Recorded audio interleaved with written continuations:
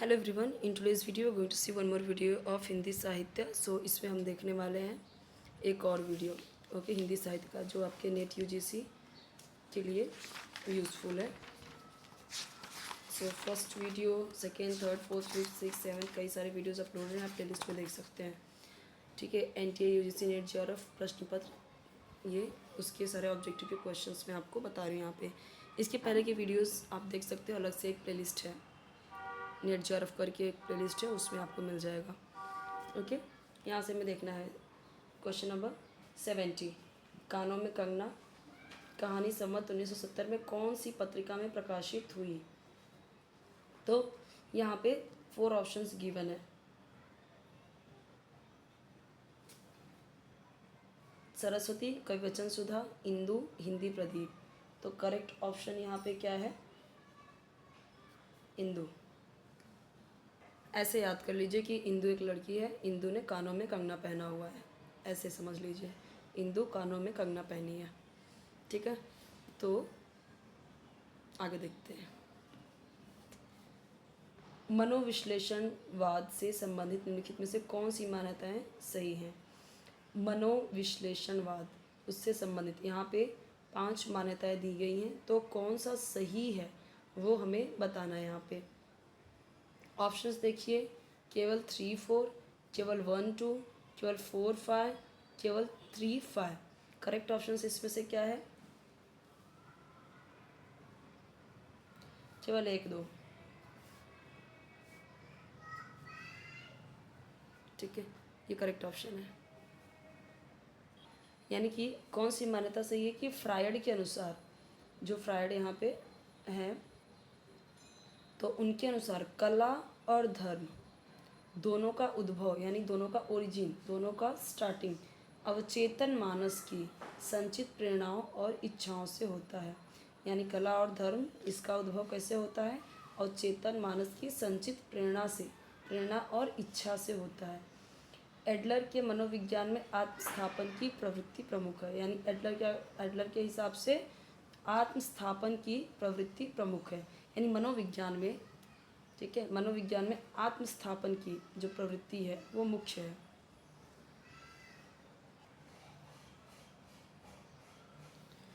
Next देखते हैं, पुत्रवती युवती जग सोई, राम भक्त सुत जाकर होई।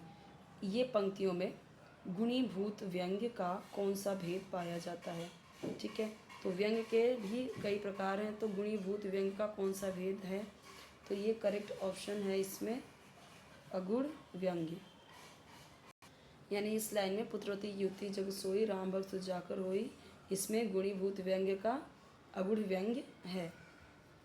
पूर्वी हिंदी का विकास किस अपभ्रंश से हुआ है? ठीक है, शौरसेनी अपभ्रंश, अर्धमागधी अपभ्रंश, महाराष्ट्रीय अपभ्रंश, मागधी अपभ्रंश। अर्धमागधी।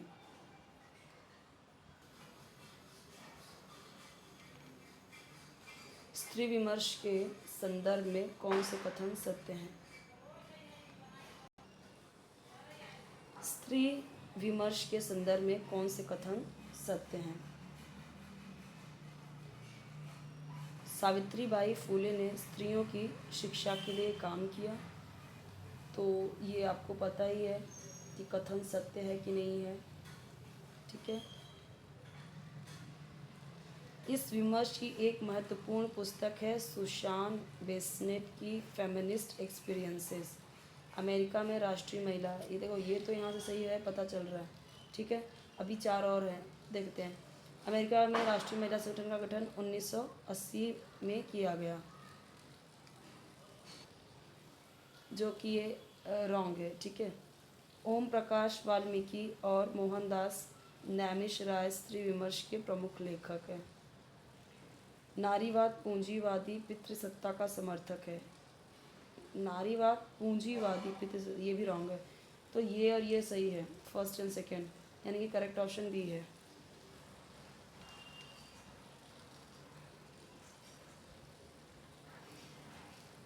ओके, नेक्स्ट देखते हैं अभी। इनमें से सही युग्म कौन से हैं? कला विवेचन कुमार विमल, शब्द और स्मृति निर्मल वर्मा, नई कविता के प्रतिमान, आधुनिकता के पहलू विपिन कुमार अग्रवाल, नई कविता स्वरूप और समस्याएं लक्ष्मीकांत वर्मा।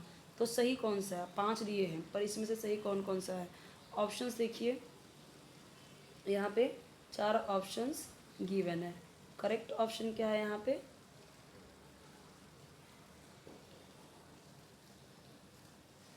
ठीक है,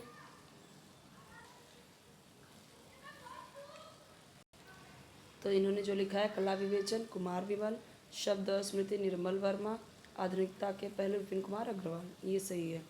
बाकी की ये जो हैं 2 रॉन्ग हैं। 76 शेखर एक जीवनी भाग 1 का प्रकाशन वर्ष कौन सा है? यानी शेखर एक जीवनी भाग 1, तो ये कौन से ईयर में प्रकाशित हुआ है? ओके, तो करेक्ट ऑप्शन क्या होगा इसका? 1941, 1941 में हुआ है प्रकाशन इसका। आकाशदेव कहानी में प्रेम और घृणा की गहन आवेगमयता की गहरी टकराहट है, उपयुक्त कथन के लेखक हैं। तो इसका करेक्ट ऑप्शन क्या होगा?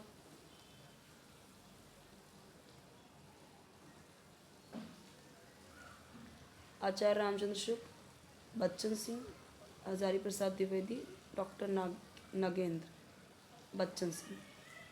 आकाशदेव कहानी में प्रेम और घृणा की गहन आवेगमयता की गहरी टकराहट है, बहुत गहरी टकराहट है। किसमें किसमें? प्रेम और घृणा की गहन आवेग, यानी दोनों की जो दोनों का जो चाहे प्रेम हो चाहे घृणा हो, एक गहरा आवेगमय और दोनों में एक टकराहट है। सही बात है। तो ये किसने बोला है? बच्चन सिंह ने बोला है। एक और द्रोणाचार्य नाटक के अंतर्गत कौन सा पात्र लीला का समरूपी है? तो एक और द्रोणाचार्य ये क्या है? पहली बात तो ये ध्यान रखिए कि ये नाटक है और इसके अंतर्गत कौन सा पात्र लीला का समरूपी है? Arvind, Kripi, Ashwatthama, Anuradha. Kripi.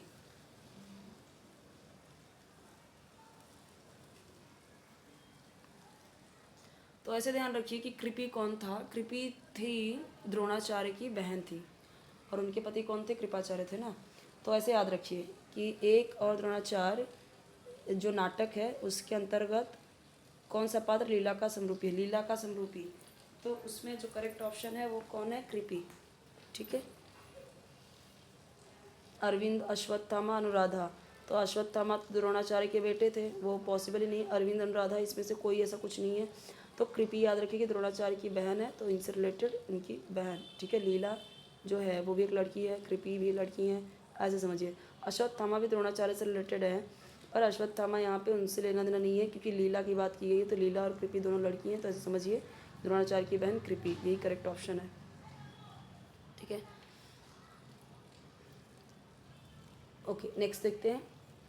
Existentialism and humanism में किस वाद पर विचार किया गया है? मार्क्सवाद, अस्तित्ववाद, मनोविश्लेषणवाद, उत्तर संरचनावाद। इसका भी करेक्ट ऑप्शन क्या है? अस्तित्ववाद। ठीक है, नेक्स्ट देखते हैं।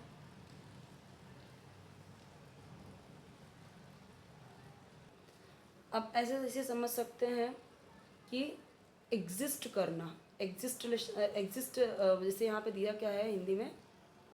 Existentialism and humanism. तो एग्जिस्ट मतलब जैसे हम बोलते हैं ना एग्जिस्ट करना, एग्जिस्ट कि इंसान यहाँ पे क्या कर रहे हैं? एग्जिस्ट कर रहे हैं कि उनका अस्तित्व, इंसानों का, ये इंग्लिश में इसका मतलब ही होता है अस्तित्ववाद, अस्तित्व। ये इंग्लिश वर्ड है। ठीक है, एग्जिस्टेंशलिज्म, जैसे हम बोलते हैं ना कि अभी भी ये चीज़ें एग्जिस्ट कर रही हैं दुनिया में, अभी भी जैसे भूत प्रेत या जो भी चीज़ें हैं वो एग्जिस्ट करती हैं। एग्जिस्ट मतलब क्या? अस्तित्व में है वो। ठीक है, तो इसका मतलब ही होता है अस्तित्व। सो एग्जिस्टेंशलिज्म का मतलब ही है क्या? अस्तित्ववाद। जैसे ह्यूमन का मतलब होता है इंसान, बट ह्यूमनिज्म का मतलब क्या हो जाता है? मानववाद या मानवतावाद, वो हो जाता है मानवतावाद। ठीक है, तो यहाँ पे वाद जुड़ जाता है दोनों में, जब निज़म आ गया। तो ये जो वर्ड है ना, ये समझ के रखिए कि इसका मतलब ही होता है अस्तित्ववाद। तो बाकी ये सब पे जाइए ही मत, क्योंकि एग्जिस्ट का मतलब होता है अस्तित्व में रहना, यानी वजूद, और अस्तित्व का भी मतलब क्या होता है? वजूद। इसका मतलब ही होता है ये अस्तित्ववाद। तो ये ध्यान में रखिए कि जब ये दिया गया है आपको ये वर्ड एग्जिस्टेंशलिज्म, इसका मतलब अस्तित्ववाद ही होता है इंग्लिश में। तो ये इंग्लिश का हिंदी वर्ड है, ऐसे ही समझ लीजिए उसे। सूची 1 से सूची 2 का मिलान कीजिए। ये हमने लास्ट वीडियोस में भी ये हमने पढ़ा है। इसका करेक्ट ऑप्शन होगा आपका बी। ठीक है, अब देखते हैं कैसे। जैसे आप यहाँ पे देखिए, हिंदी बंगवासी, किसने लिखा है ये? मतलब ये पत्रिका है, पत्र है, और इसके संपादक कौन है? हिंदी बंगवासी, ये आपका जाएगा 2, योगेश चंद्र बसु। अब बंग ऐसे समझिए कि बंग क्या है? बंगाली होते हैं, बंग यानी बंगला, बंगाली। और ये बसु, योगेश चंद्र बसु भी क्या है? बंगाली हैं। बसु तो बंगाली में ही आएंगे ना, तो उसमें जाएगा। उदंत मार्तंड किस में जाएगा? ये हमने देखा था। ठीक है, तो ये इसका करेक्ट ऑप्शन क्या होगा?